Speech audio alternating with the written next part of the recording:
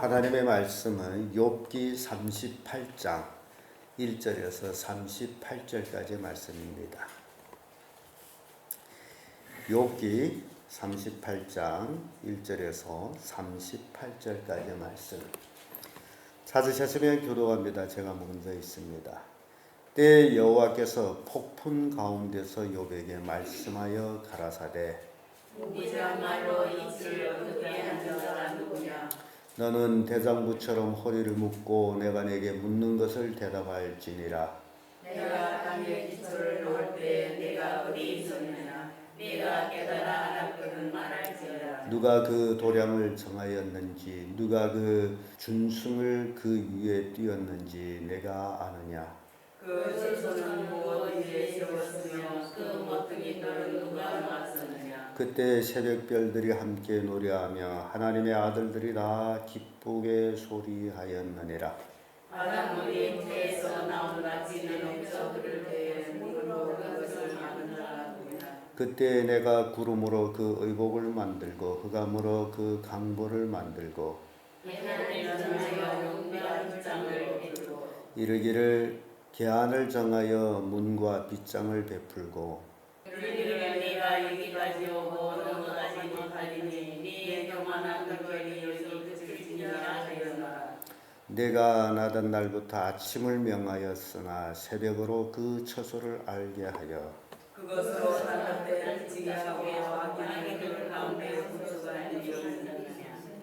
땅이 변하여 지늘게 인친 것 같고 만물이 옷같이 나타나되 아들에게는 그 빛이 그만 바되고 그의 덕들은 하이 끄이느니라. 내가 바다 근원에 들어갔었느냐 깊은 물 밑으로 걸어 다녔었느냐. 사망의 문이 내게 나타났으며 사망의 그늘 문을 내가 보았었느냐. 땅의 넓이를 내가 측량하였느냐 다 알거든 말할지니라. 강경의 처소는 어느 길로 가며 흑암의 처소는 어디냐. 내가 능히 그 지경으로 인도할 수 있느냐 그 집의 길을 아느냐. 내가 아무리 아니라 내가 그에게 나서나니 너의 전수가 많음이니라. 내가 눈 곳간에 들어갔었느냐 우박 창고를 보았느냐. 내가 흘러간 때에 전쟁과 도끼를 위하여 이곳을 단속하였노라. 광명이 어느 길로 말미암아 뻗치며 동풍이 어느 길로 말미암아 땅에 흩어지느냐. 누가 포도를 위하여 길을 내었으며 왜 거기에 길을 내었으며 사람이 없는 땅에 사람 없는 광야에 비를 내리고 항구하고 동안 퍼지를 수확하게 하고 연한 비를 나게 하였느냐. 비가 아비가 있느냐 이슬방울을 누가 낳았느냐. 얼음은 네 폐에서 나느냐 공중에서는 누가 나느냐. 물이 돌같이 굳어지고 해면이 어느니라. 내가 무슨 외워 너를 깊이 하냐 생명의 빛을 듣느냐. 내가 12궁성을 때를 따라 이끌어내겠느냐 북두성과 그 속한 별들을 인도하겠느냐. 내가 하늘의 꼴을 하느냐 하늘로 그 권능을 땅에 베풀게 하겠느냐. 내 소리를 구름에 올려 큰 물로 내게 덮이게 하겠느냐. 내가 번개를 보내어 하게 하려 그것으로 내게 우리나라 하겠느냐. 가슴속의 지혜는 누가 준 거냐 마음속의 총명은 누가 준 거냐. 누가 죄로 그룹을 개수하겠느냐. 누가 하늘의 병을 쏘나. 티끌로 진흙을 이루며 흙덩이로 서로 붙게 하겠느냐. 아멘. 자, 방금 읽은 말씀으로 욥에 대한 하나님의 말씀 첫 번째 시간입니다. 욥이 까닭없이 고난을 당함으로 그의 친구들 엘리바스, 빌다시 그리고 소발이 이렇게 대표적인 친구들이 욥을 찾아와서 한 주간 동안 욥과 같이 그 고난의 모습을 보면서 제양과 슬퍼했는데 그리고 말하더라면 참 좋을 뻔했는데 그들이 결국 자기들이 살아온 경험과 보아 느낀 것 그것이 삶의 철학이 돼가지고 말하기 시작하는데 그것이 사람이 어찌 죄 없이 망하느냐. 아무리 생각해도 이런 고난을 내가 당하고 있는 모습 보니 네가 죄를 지었음이 분명하다. 그렇게 세 친구는 욥을 정죄하고 비방하기까지. 그러면서 욥은 아니다. 내가 죄를 지어서가 그런 게 아니다. 그렇게 또 반론을 제기하다 보니 욥은 지나치게 자기 의를 주장하게 됐습니다. 그러던 중에 마지막으로 엘리후가 욥도 욥의 친구도 책망할 때에 하나님의 그 심오하심 그걸 말씀함으로 욥이 더 이상 변론을 하지를 않고 듣고만 있습니다. 그렇게 엘리후의 책망이 지나고 나서 38절에 와서는 하나님이 직접 욥에게 말씀하십니다. 이게 욥기서의 절차예요. 하나님이 욥에게 말씀하시는데 그가 폭풍 가운데서 이 폭풍하게 되면 말씀하지 않아서도 폭풍만 봐도 사람은 간담이 서늘해집니다. 지금 우리는 이 지역에서 큰 바람을 보지 못하고 있습니다. 산간지대라 큰 바람이 없어요. 그러나 평원 같은데 큰 바람이 일어납니다. 특히 큰 바람은 미국에서 많이 불고 있는데 그것을 해리케인이라고 하는데 그 바람이 분다 하면 집채가 날아버립니다. 집 자체가 그 돌개바람에 날아가고 자동차가 날아 올라가고 아무튼 그 피해는 말로 형용을 못합니다. 이런 바람을 우리는 보지를 못했기 때문에 다만 영상으로나 봅니다마는 지금 오늘 본문의 말씀은 하나님께서 폭풍 가운데서 욥에게 말씀하셨다. 폭풍만 해도 기가 막히게 무서운데 그 가운데서 그 하나님의 말씀이 욥에게 말씀하셨다라는 것.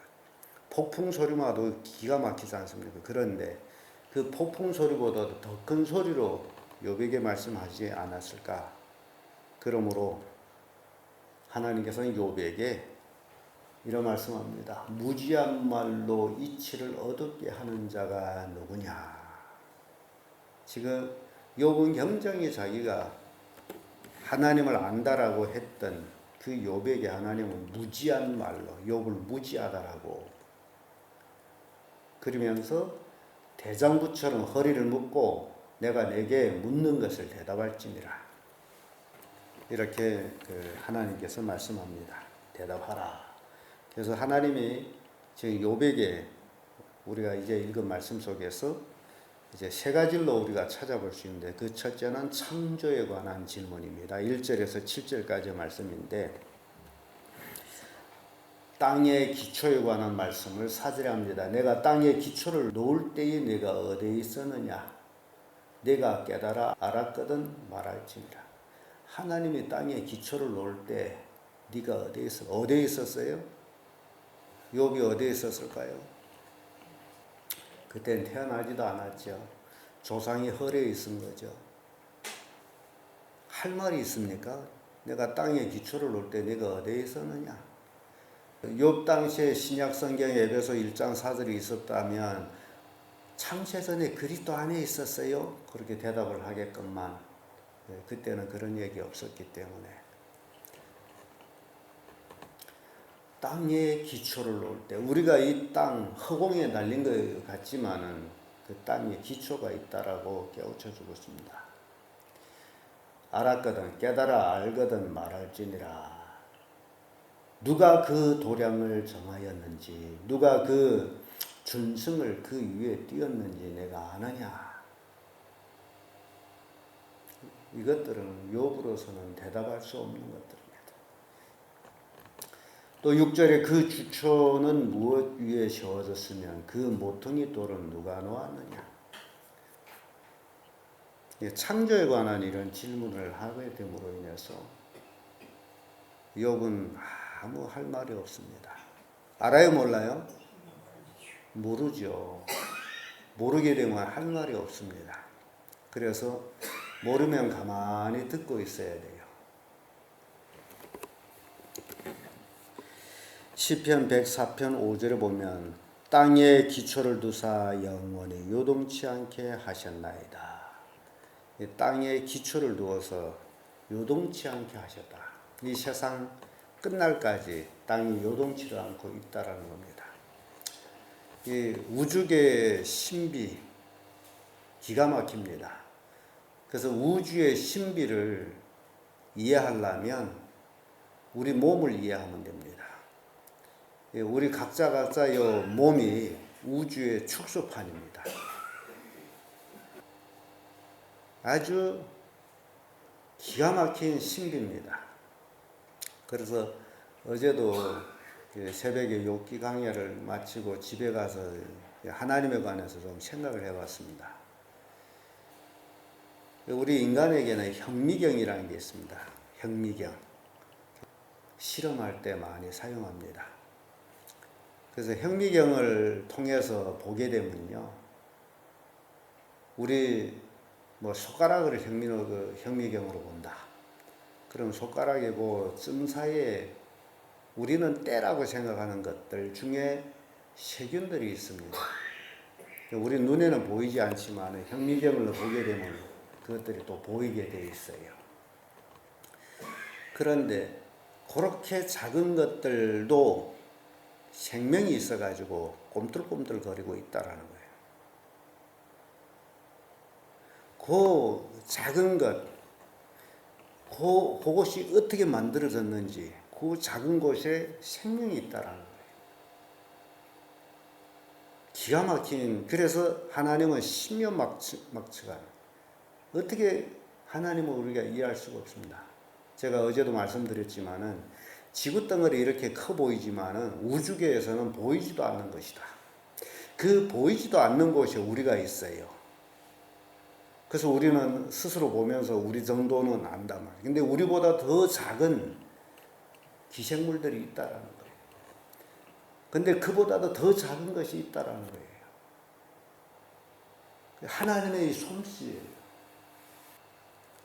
바늘 끝. 우리는 뾰족하다라고 생각합니다. 그렇죠. 바늘 끝이 뾰족하죠. 그러나 현미경을 보게 되면 바늘 끝이 뭉퉁합니다. 뾰족하지를 않아요. 그리고 그 뭉퉁한 거기에 수많은 세균들이 있습니다. 그래서 잘못하면 손을 찌르게 되면 손이 거기 독 타는 것 중 원인이 그 세균에 감염이 돼서 그런 거예요.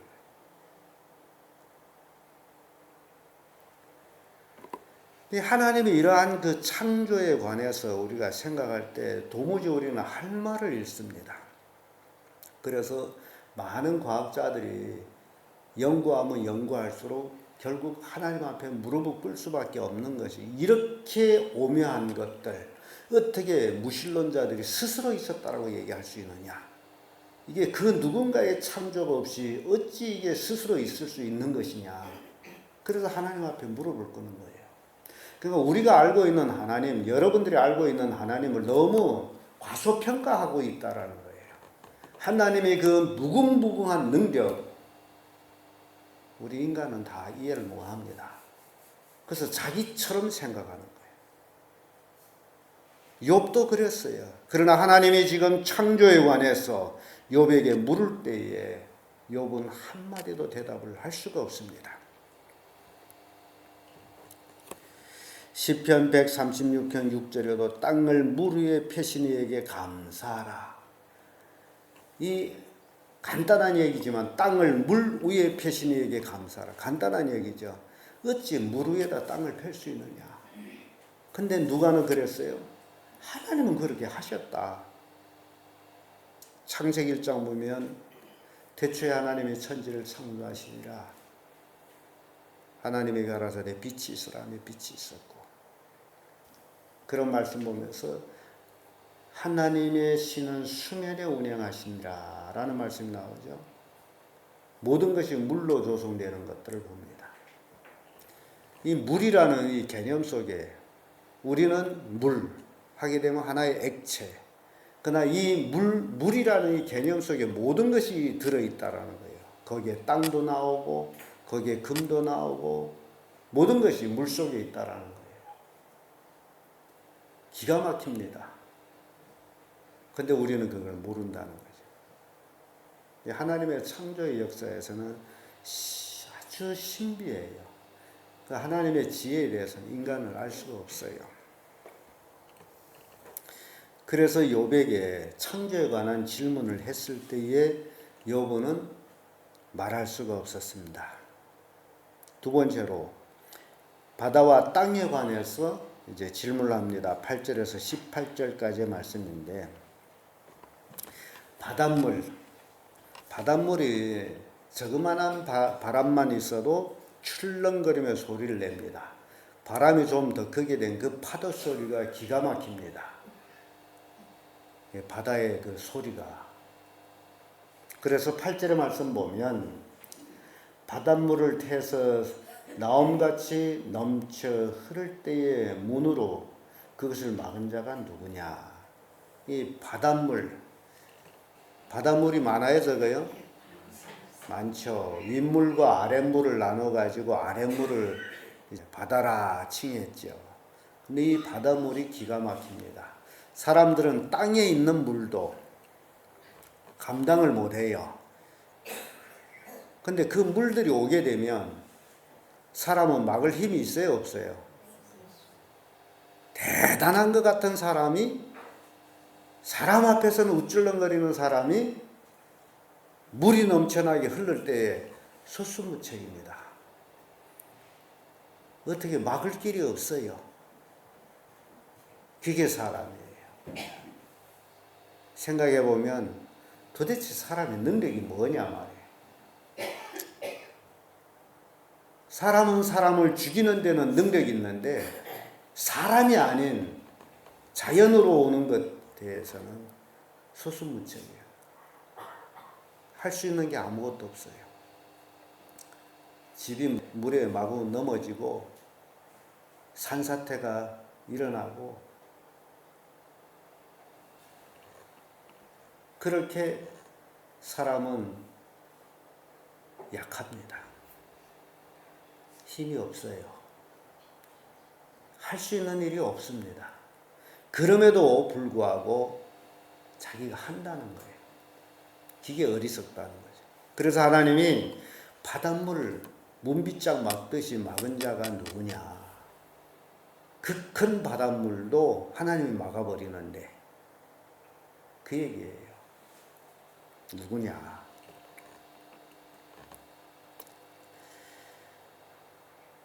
그리고 구름을 옷같이 흑암을 강보같이 9절의 말씀 보면 그때 내가 구름으로 그 의복을 만들고 흑암으로 그 강보를 만들고 계안을 정하여 문과 빗장을 베풀고 이르기를 내가 여기까지 오고 넘어가지 못하리니 내 교만한 물결이 여기 그칠지니라 하였느니라. 바다의 세력은 기가 막힙니다. 바다의 세력. 근데 하나님께서 이 바다의 세력을 놓고서 교만이라고 해요. 네 교만은 여기까지. 그래서 물은 지구촌에 엄청난 물량을 가지고 있지만은 하나님이 그 딱 계안을 정했으므로 바닷물이 육지를 침범하지 못하도록 한 거예요. 너는 여기까지. 이걸 막은 자가 누구냐? 그 얘기예요. 욥은 대답할 수가 없었습니다. 그리고 12절에서 15절까지 빛과 어둠의 구별에 대해서 또 말씀합니다. 내가 나던 날부터 아침을 명하였으느냐. 새벽으로 그 처소를 알게 하여 그것으로 땅 끝에 비추게 하고 악인을 그 가운데서 구축한 일을 있었느냐. 땅이 변하여 지늘게 인친 것 같고 만물이 옷같이 나타나되 악인에게는 그 빛이 금한 바 되고 그들이 높이 든 발이 꺾이느니라. 인간에 관해서 빛과 어둠에 관해서 말씀을 주고 있습니다.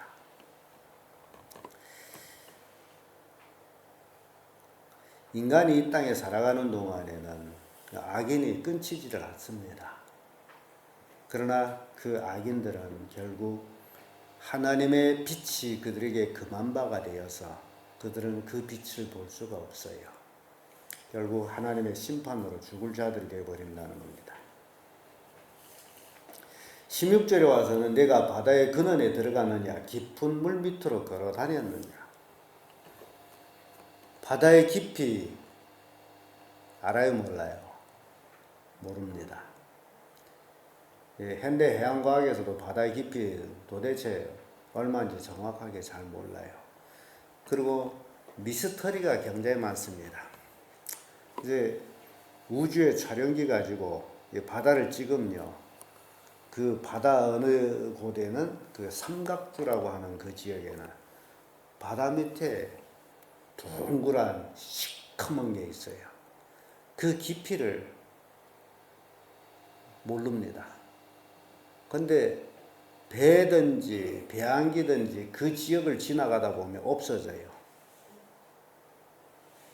그래서 세계 미스터리가 여러 가지 있습니다만은 여기서 지금 바다의 그 깊이 네가 아느냐, 그 깊은 곳에 네가 들어가 걸어봤느냐,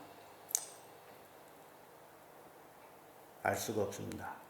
그러면서 지금 현대 지질학에서 얘기하는 것이 땅속에 바닷물보다도 더 많은 물들이 있다. 땅속에 바다가 있다는 겁니다. 그래서 제가 이 말씀을 보면서 그러면 그 구멍이 땅속에 있는 바다하고 연결된 구멍이 아니겠나, 그런 생각을 해본 거예요. 아직 증명된 건 없습니다만 내 생각해 본 거랑. 하나님은 욥에게 그렇게 질문했기 때문입니다. 깊은 밑으로 걸어 다녀 봤느냐? 그 깊이. 인간은 알 수 없지만 하나님이 묻는 거예요. 바다의 근원 아느냐? 그래서 단지 우리는 이 하나님의 창조하신 바다 하나만 놓고 봐도 우리는 모르는 게 너무 많아요. 땅의 넓이를 내가 측량하였느냐? 알거든 말할지니라. 요즘 땅 넓이가 얼마라고 지금 나옵니다만 그때 당시에는 그걸 알 수가 없었습니다. 이렇게 바다와 땅에 관한 질문을 하나님께서는 욥에게 하셨어요. 그러니 욥은 거기에 대해서 알 수가 없었어요. 말을 못합니다. 끝으로 하늘의 법도에 관한 질문을 합니다. 19절에서 38절까지 말씀인데, 생명의 처소는 어느 길로 가며 흑암의 처소는 어디냐? 내가 능히 그 지경으로 인도할 수 있느냐? 그 집의 길을 아느냐? 근데 신약 성경 와서는 예수님이 그 말씀을 내가 곧 길이요 진리요 생명이니 나로 말미암지 않고는 아버지께로 올 자가 없느니라. 아느냐? 욥이 알 길이 없죠. 신약에서 답이 나오기 때문에. 또 22절을 보면 내가 눈 곳간에 들어갔었느냐? 우박 창고를 보았느냐? 하늘에 눈 곳간, 우박 창고가 있다라고 말씀을 하고 계시는데 눈에는 보이지를 않아요. 우리 인간은 어리석은 것이 눈에 보이지 아니하면 뭐라고 얘기하죠? 없다. 하늘에 우박 창고가 없는데 왜 우박이 쏟아져요? 하늘에 눈 창고가 없는데 왜 눈이 쏟아져요? 다른 말로 하늘에 물 창고가 없는데 왜 폭우가 쏟아져요? 지금도 인간은 이걸 해명할 수가 없습니다. 저도 신기해요. 어떻게 하늘에서 얼음 덩어리가 떨어지냐 말이에요.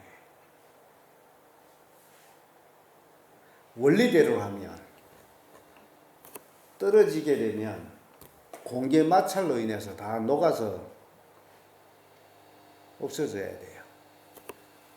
그럼에도 불구하고 얼음 덩어리 그대로 뚝뚝뚝뚝 떨어지는데,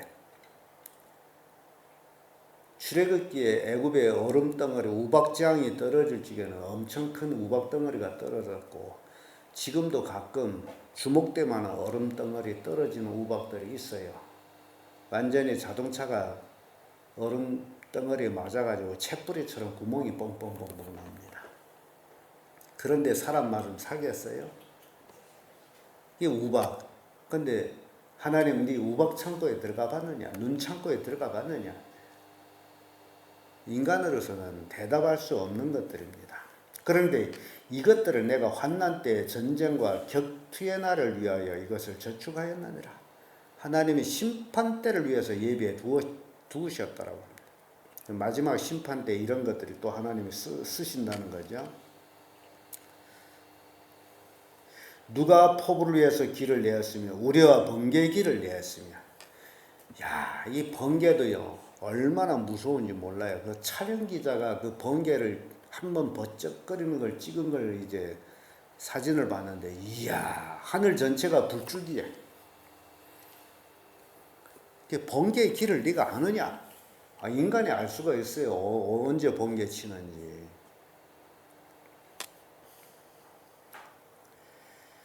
사람이 없는 땅에 사람 없는 광야에 비를 내리고 황무하고 공허한 토지를 축축하게 하고 연한 풀이 나게 하였느냐.